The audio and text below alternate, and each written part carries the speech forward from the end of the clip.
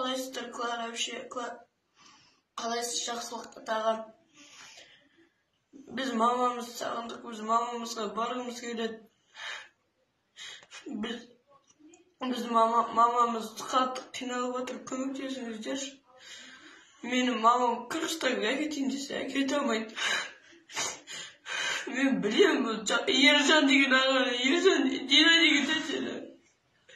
Мамам біздің үйге талай келіп жатып, шайымызды ішіп кетіп жүрген. Мамамды қинап жүреді қазір. Бізді алып кетіңіздерші, жақсылықтарға. Клара әпше, өтінемін сіздерден. Мамамды қатты қинап отыр, көмектесіңіздерші, жақсылықтарға. Сізден өтініш. Мамам қатты қиналып кетті. Біз ауылда жүріп қиналып кеттік.